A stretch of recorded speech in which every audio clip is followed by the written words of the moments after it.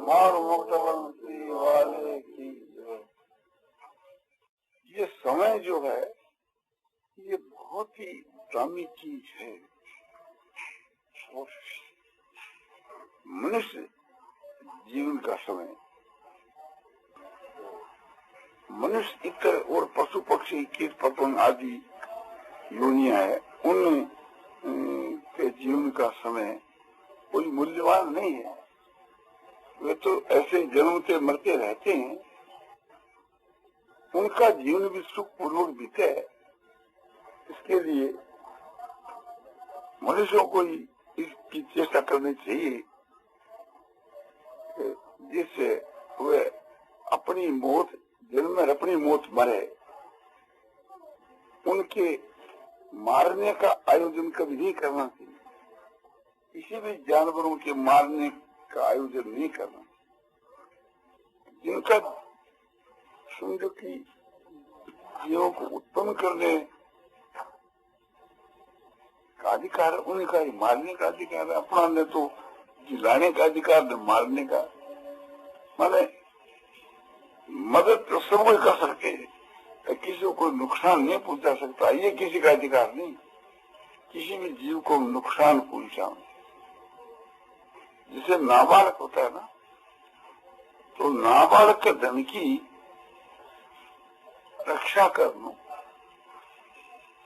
ये रिसीवर को काम है। चाहे वो बाप रिसीवर बन जाओ, चाहे कोई माने कोई भी बगु रिसीवर बन जाओ नाबालक के धन को। नाबालक को जैसे हम अपने लड़के को किसी का गोद दे दिया और उसका गोद का जिसको दिया वो उसका पिता और मर गया, उसका नाबालक का धन है, तो हम उसके पिता होकर के उसकी रक्षा कर सकते हैं। दूसरी बात यह है कि जैसे हमारे लड़का गोद नहीं दिया, हमारे घर में है और हम मर गए, तो हमारी असली उसका गार्जियन बन सके, नाबालक के धन का हमारा भाई बन सके, हमारा दूसरा लड़का उसका बड़ा भाई बन सके, कोई भी बन सके, और गवर्नमेंट का आदमी बन सके। किंतु उसका कर्तव्य हो जाता है कि उसके धन की रक्षा कर, उसका जिस प्रकार से हित हो ये चेष्टा करना, अहित करना ये उस गार्जियन का काम नहीं। तो सारी दुनिया के जितने जो प्राणी हैं, मनुष्य उसका गार्जियन है। तो इनका ये कर्तव्य है कि ये सब नाबालक, इन सब का हित करना, सबकी सेवा करना। हमारे शास्त्रों में कहीं ऐसी बात नहीं आती है कि भाई मनुष्यों का हित करे। ये आती है कि भूत प्राणियों का नाम यान मात्र का अद्विशास्त्र भूता नाम मैत्र करुणे होते, सारे भूतों में द्वेष भाव से रहित होना, सब की अपने सेवा करना, सब में प्रेम करना, सब पर दया करना। एक प्रकार से सब प्राणी की सारी गीता को देख लो, कहीं देख लो, एक प्रकार से सब भूतों को लेते हैं।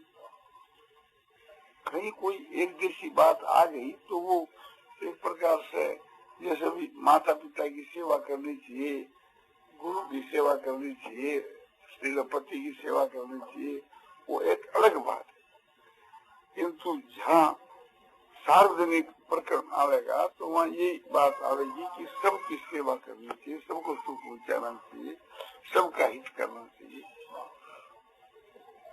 हमारे शास्त्रों का दायरा बड़ा व्यापक है। हमारी जो सेवा है सो व्यापक है, उस कोटि की है। चींटी से लेकर के या स्तंभ जो सूक्ष्म पोस्ट का जिनाव होता है, उससे लेकर के ब्रह्मा तक जितने संसार के बीच के मां प्राणी है, प्राणधारी है, सबकी सेवा करना ही हमारा परम धर्म बदला है। तो सबकी सेवा करना, सबको सुख पहुंचाना, सबका हित करना, जिन शब्दों से समझो सेवा करने के वहां अहंकार नहीं आता है, हित करने में थोड़ा अहंकार है। किंतु आप इस भाषा से समझो कि सबका हित करना अपना फर्ज है, सबकी रक्षा करना अपना फर्ज है, किसी का नाश करने का अधिकार नहीं, किसी जीव को सताने का, कष्ट देने का अधिकार नहीं।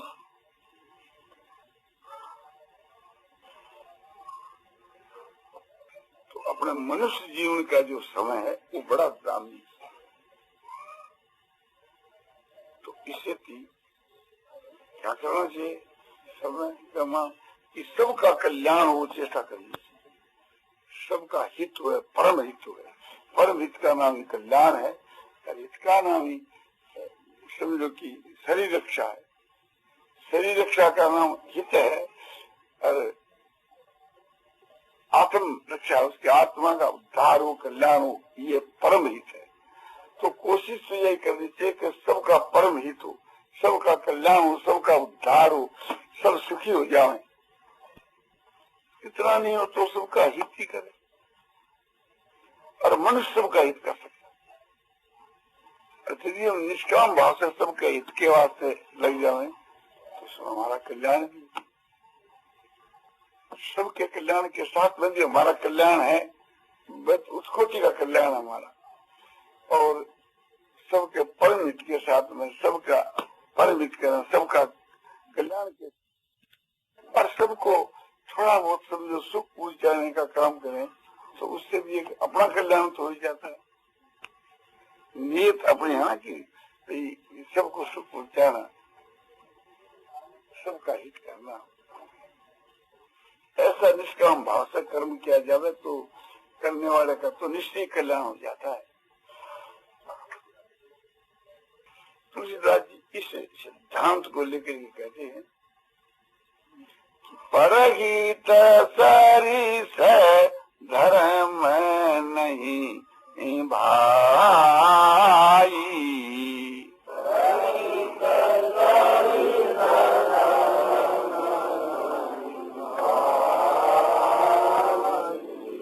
पर पीड़ा सम नहीं अदमाई।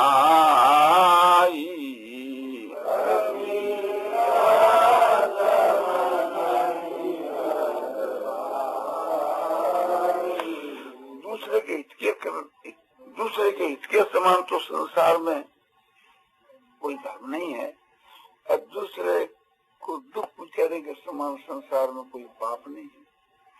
इसलिए सबके हित में रत होना चाहिए। जो सबके हित में रत है उसके लिए संसार में कोई वस्तु दुर्लभ नहीं है, परमात्मा की प्राप्ति भी दुर्लभ नहीं है। परहित बस जाके मन माही,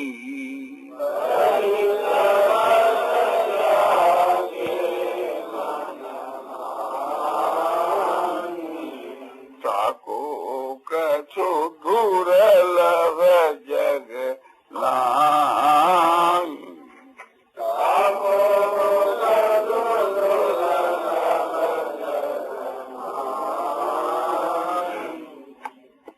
दूसरे का हित जिसके हृदय में वास करता है उसके लिए संसार में कोई वस्तु भी दुर्लभ नहीं।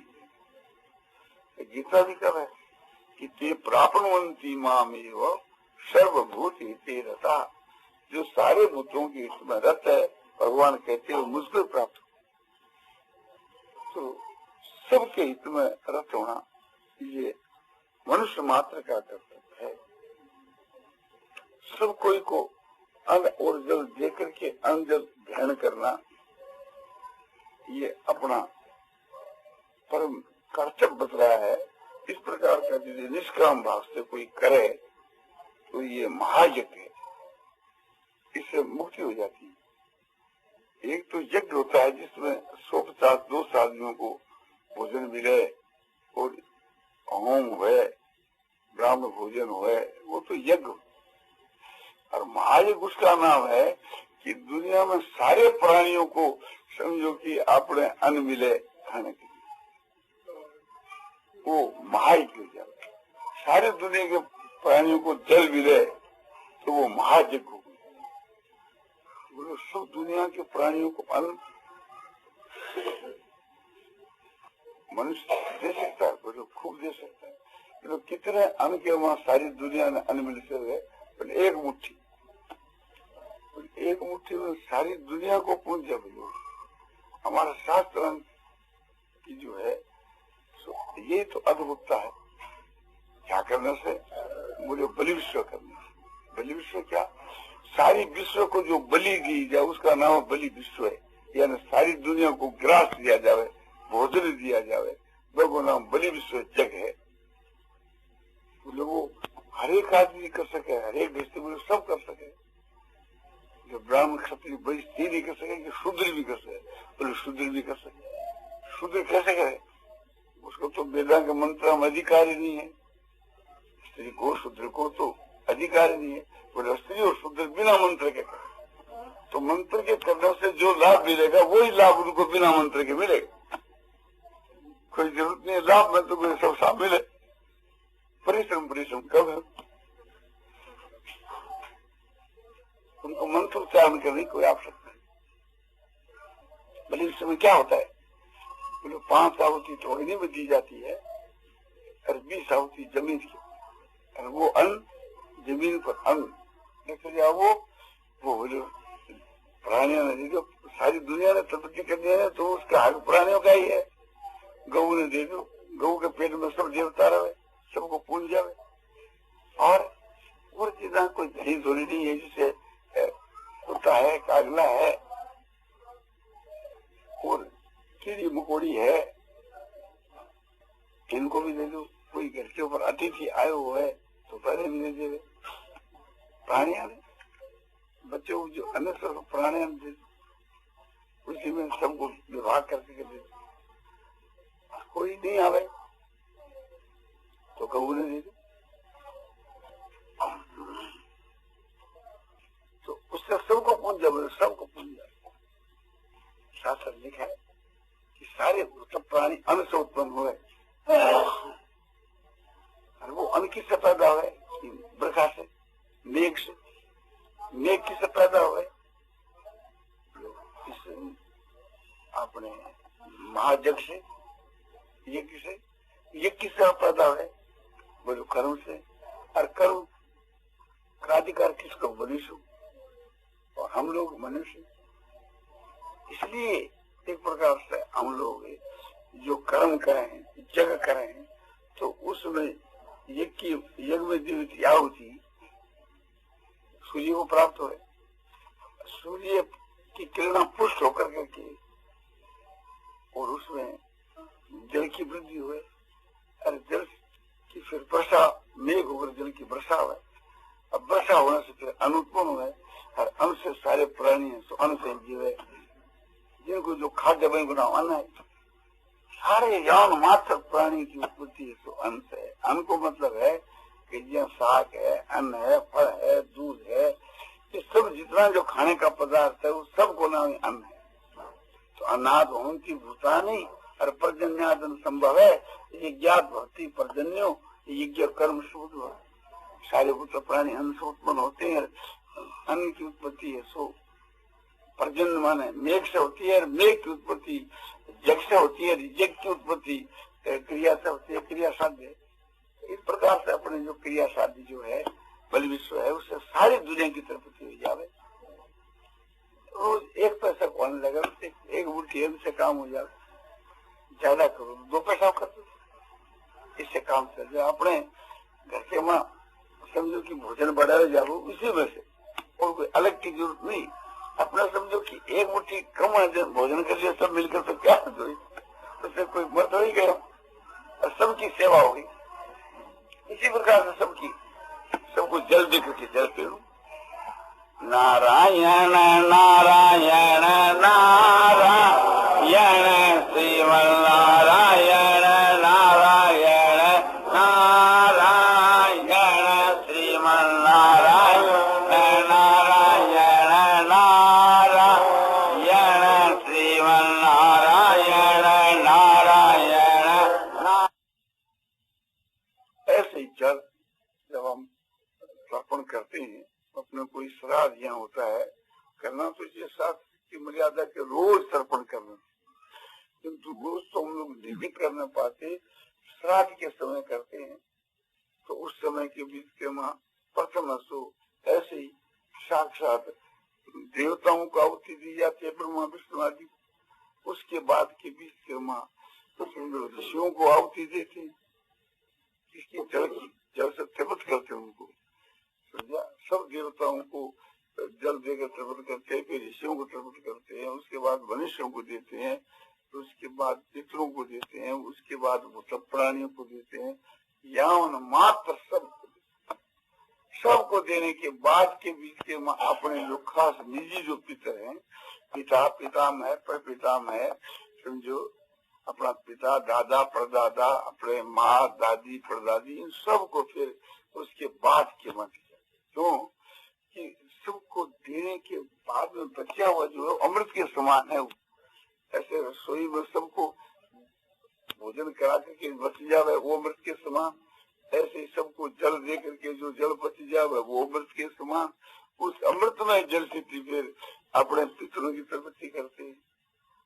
इस प्रकार से जो है सो सारी दुनिया को वो जल पूछ जाता है। वो कैसे पूछे? वो ये सो आपने सूर्य के द्वारा ही पूछे। सूर्य भगवान को जो हम जल देते हैं उसका बहुत संख्या में वो जल बढ़ जाता है और बढ़ करके सारी दुनिया में फैल करके और वो सबको मिल जाता है। दूसरा ये भी बतलाया गया, जो भगवान को हम दे दिया जल, तो भगवान को दे दिया तो सबको आप ही पहुंच गया, भगवान को पहुंच गया, भगवान की तृप्ति से सबकी तृप्ति हो जाती। तो इस प्रकार से थी, समझो कि अपना जो समय है उसका उपयोग ठीक करना चाहिए। हमारे शास्त्रों में 5 महायज्ञ बतलाए, तो 5 महायज्ञों के करने से थी समझो कि सबकी तृप्ति हो जाती। 5 महायज्ञों में 2 तो मैंने आपको बतलाया, एक तो बतलाया आपको भूतिया प्राणियों की प्रकृति के लिए, दूसरा आपको बतलाया कितनी सबकी प्रकृति के लिए जल देने की बात, और तीसरा है सो ऋषि यज्ञ। हम रोज शास्त्रों का स्वाध्याय करें तो ऋषियों का आदर है। ऋषि लोगों ने जो हम लोगों के लिए बहुत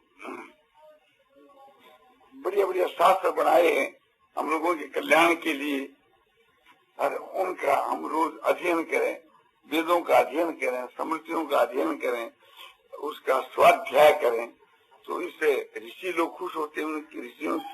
ऋषि तो बड़े खुश होते हैं कि बोले हाँ हम लोगों ने इतना वर्ष करके जो कुछ लाभ उठाया दुनिया के हित के लिए, लोग उसे लाभ उठाए, बस ये उनकी तृप्ति है, खुश हो जाते हैं। और फिर चौथा यज्ञ है देवताओं के लिए, जो केवल नित्य होम बतलाया गया है। ये तो अंग रूप से थी बलि विश्वकर्मा होम है, और खाली होम की अलग विधि है देवताओं की तृप्ति के लिए, वो बात एक प्रकार से अलग है। देवान भाव्यता नेन ते देवा भावयंत परस्पर भावयंत श्रेय परमात्मा है। तुम देवताओं को इस यज्ञ के द्वारा भाव, देवता तुम्हारे को भाव है, परस्पर एक दूसरे को जाने से दोनों का कल्याण हो जाता है, परम श्रेय की प्राप्त हो जाती है। तो वो नित्य प्रति होम का वो यज्ञ के देवता उससे तृप्त होते हैं।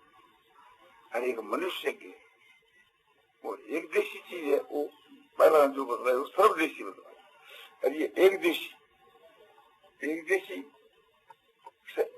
समझो कि उससे एक मनुष्य तृप्त होते हैं, पशु पक्षी नहीं होते।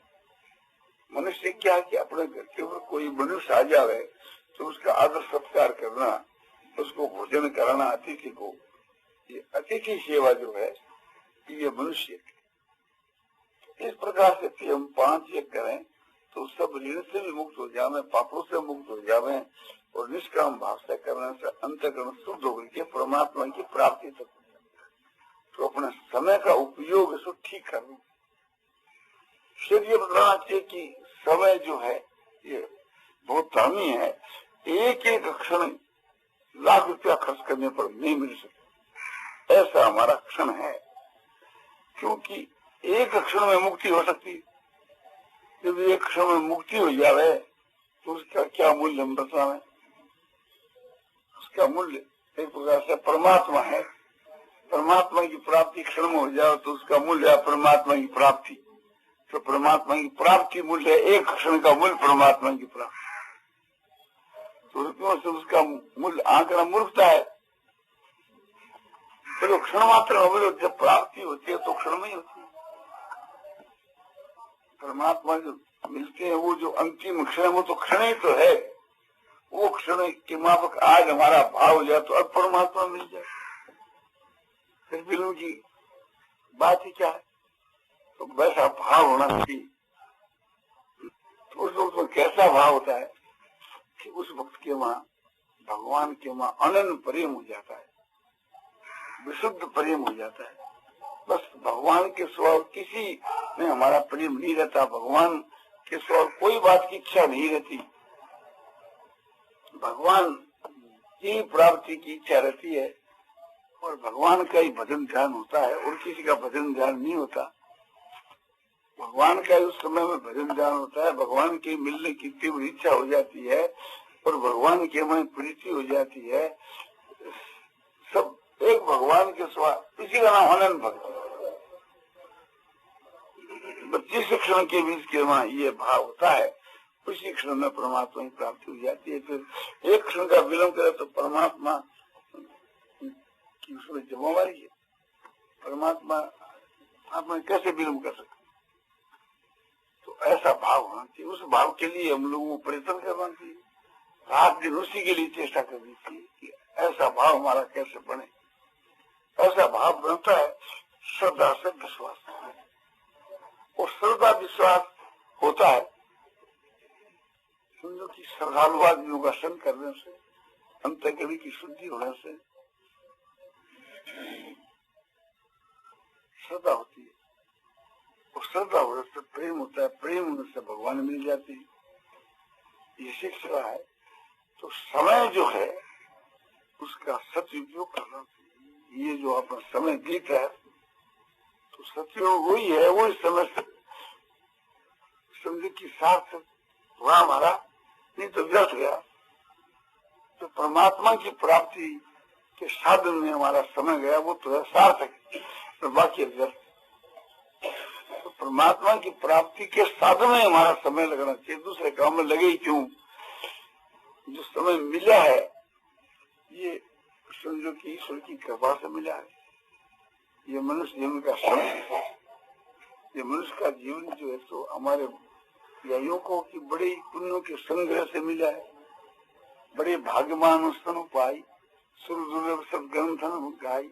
बड़े भाग से मनुष्य का शरीर मिला है, ये देवताओं को भी दुर्लभ है, सब शास्त्रों में ये बात लिखी है। और कबों का करी करुणा नर दी, देत ईश बिनु हेतु से नहीं। कभी दया करके भगवान इसको मनुष्य का शरीर देते हैं। कैसे भगवान है कि बिना कारण प्रेम और दया करने वाले प्रभु। तो भक्ति मार्ग के बीच के वहां तो भगवान की दया से मिलता है, ऐसा मानना चाहिए। ज्ञान मार्ग से ऐसा समझना चाहिए कि पुण्यों के संग्रह से मिलता है, अपने पुण्यों का फल है। तो दोनों ही बात ठीक है।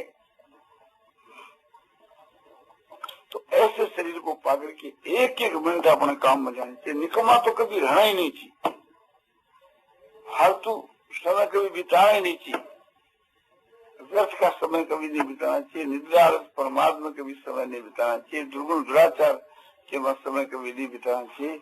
वो व्यर्थ से भी और खराब है। दुर्गुण दुराचारों में जो समय बिताना है वो तो उससे भी और ज्यादा खराब है। वो तो एक नरक देने वाला आलस है, प्रमाद है, निद्रा है, तो अधोगति मिले जाने वाले। इसमें तो समय कभी बिताना ही नहीं भूल करके भी। किंतु राष्ट्रीय काम में भी नहीं बिताना चाहिए। राष्ट्रीय काम में भोग विलास के माँ, ऐसा आराम में, स्वार्थ सुखी के माँ, इसमें जो समय बिताना है वो रजोगुण के माँ बिताना है, वो भी खराब है, वो भी पुनर्जन्म के देने वाला है। तो अपना सारा समय जो है सो सात्विक काम में बिताना चाहिए, उत्तम से उत्तम काम के वहां बिताना चाहिए, उत्तम गुणों का सेवन करना चाहिए, उत्तम आचरण करना चाहिए, ईश्वर की भक्ति करनी चाहिए और अपनी मुक्ति के लिए जो साधन बताए उस काम के वहां अपना समय बिताना चाहिए। ये उत्तम से उत्तम समय है। और उनका जो समय महापुरुषों का, जो गुणातीत पुरुष हैं, जो भक्तिमान पुरुष हैं, जो योगी हैं, महात्मा पुरुष है, उनका जो समय है वो तो कहा क्या जाए, उसको गुणों से अतीत, तो अपने तीनों गुणों से ही अतीत है। फिर भी एक संज्ञा अंबा ने तो सात्विकी करेंगे और क्या कहेंगे, उनके सारे कर्म सात्विक हैं, उनके सारे भाव सात्विक हैं, क्योंकि कर्म और भाव जो है उसका विभाग होगा तो सात्विक राशि तामसी होगा।